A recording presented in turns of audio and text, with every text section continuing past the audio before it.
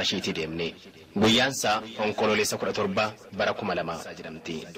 Qalbiidhaan kaadhimaa ishii isaarraa abbaa manaa ishii isa borii.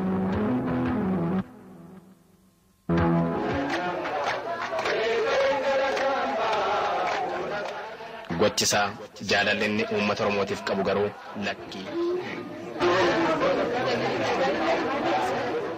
Isaanuu gara boodaa yookaan guyyaa biraa waan nutti himan deebii kooti. Yeroo as ture keessatti qubee afaan Oromoo barate.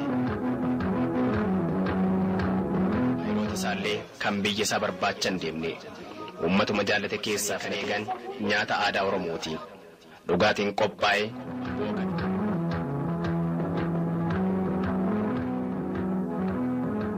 nyaanni aadaa inni kun immoo cumboo yoon isiniin jedhee warri kana qopheessan akkanatti mufanne abdiin qaba. Qofaan nyaatanii itti ba'an waan hin taaneef namoonni achi turan kan biroonis kun isa jalqabaa waan tureef amma armeen ayyaantuu kaasanii afaan bookas akkasitti tunatanii wal hunachisanii ayyaantuu wajjin.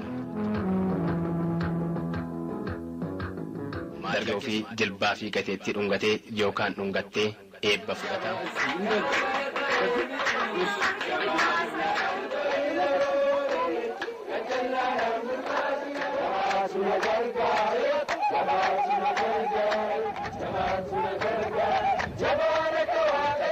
Konkolaataadhaan Finfinneedhaa jalqabame Qaallittii fi Aqaaqii keessa isaan qaxxaa magaalaa keessa deemuu hin filanne yookaan hin barbaanne. Qarqara hora Arsadii. Lammiin biyya ambaa aadaa Oromoo kabajee farda yaabbatee intala Oromoo fuudhu.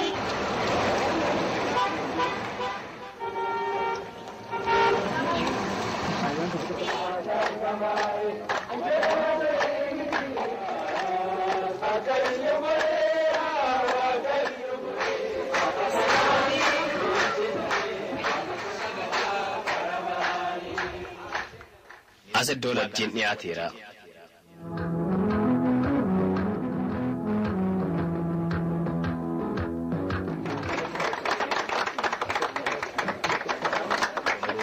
Iddoo shaampaanyii bookaa fi aannan dhunachuun iddoo burcuqqoo. Achuma Bishooftuu raawwatoon ka'iin qarqaruma hora Arsadii armee fi adaada ayyaantuu gaaffilee muraasa gaafadheera. Sagantaa cidha keessanitti Finfinneedha kan jalqabetti fufee jira. Gaaffii jetteeti. Kan dura. Kanaaf jaallatte? Baay'inaan jaalladha. Ayyaantu ati Toomaas maal jaalladha?